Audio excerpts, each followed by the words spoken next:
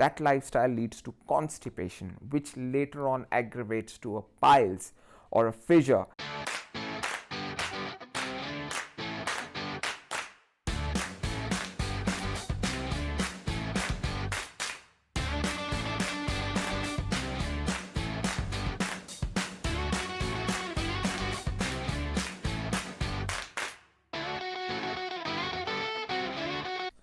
Now, this is part 3 of the food consciousness series, and apparently it's the last part.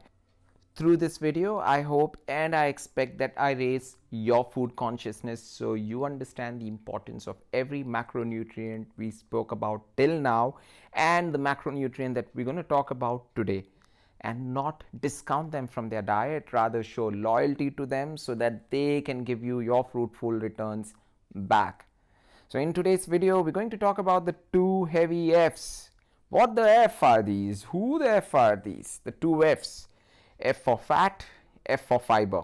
Fiber is a part of carbohydrate. Though we spoke about carbohydrate, I had to give a lot of weightage to the element of fiber because many people knowingly or unknowingly discount fiber from their diet when they go on a high protein meal, and in the process there's a heavy price they have to pay, which we're going to talk about later. But let's talk about fat.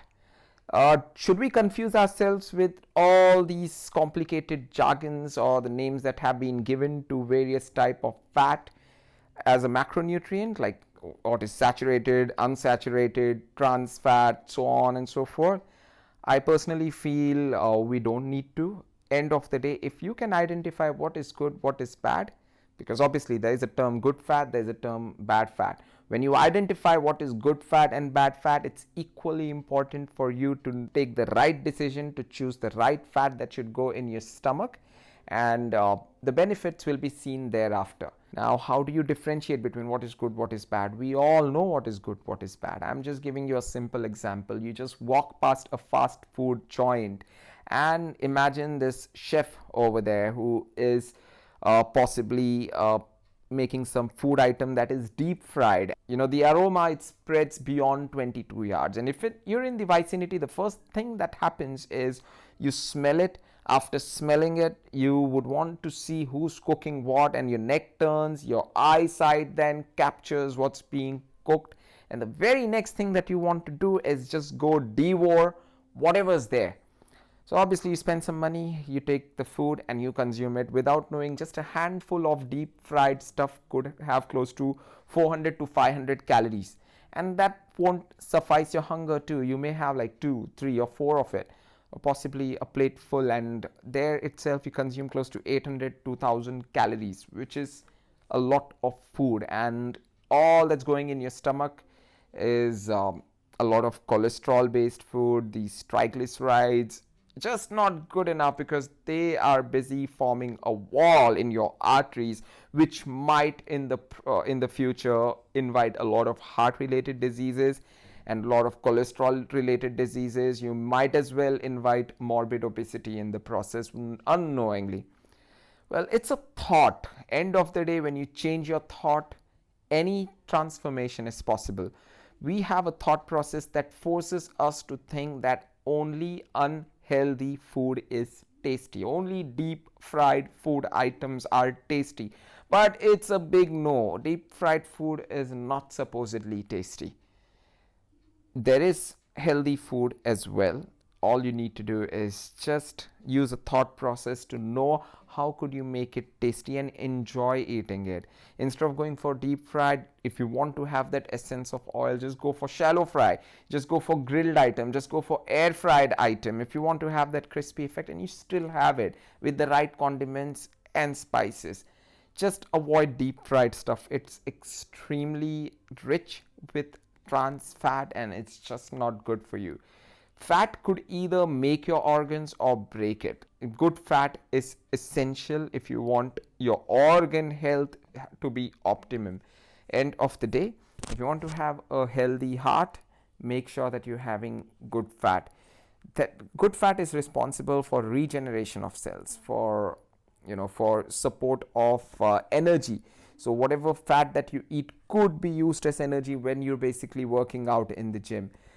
though fat is denser compared to protein and carb. 1 gram of fat equals close to 9 calories compared to protein and carbs, which is hardly 4 calories. That's where you've got to limit the intake and make sure that you're not going beyond a certain amount and increasing your intake. Some examples of good fats are eggs, paneer, fish, pumpkin seeds, flax seeds, and so on. If you need to enhance your appearance, when I mean enhance, I'm talking about your facial appearance, your hair quality, your nails, your internal organ health. That's when good fat is necessary. That's what good fat does, keeps you healthy, not and keeps you elegant, keeps you beautiful. The very next thing is fiber. When you go on a high protein diet to ensure that there is maximum fat loss and maximum muscle, people tend to overlook the importance of carbohydrate. When they go at a very low carbohydrate diet, they also go on a very low fiber diet unknowingly.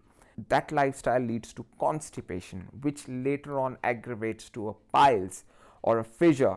And no one talks about it because obviously these are unhygienic subject that people avoid talking about. But the ones who go through that pain knows how bad it is. Avoid that from happening. Have good amount of fiber in your diet. If anyone asks you how much, it's 15 to 25 grams. You need to tell them and apply it on yourself as well. Whatever your total diet is, possibly a 1500 calorie, 2000 calorie, 2500 calorie, whether you're on a deficit or on a surplus or on a maintenance, it is imperative for you to consume anywhere between 15 grams to 25 grams of fiber on a daily basis, because there are many benefits to it. It helps you lower cholesterol, it helps you to digest food well, and it also helps you to stay hunger free for a long period of time. So please show enough loyalty to not just today's two friends who are apparently fat and fiber.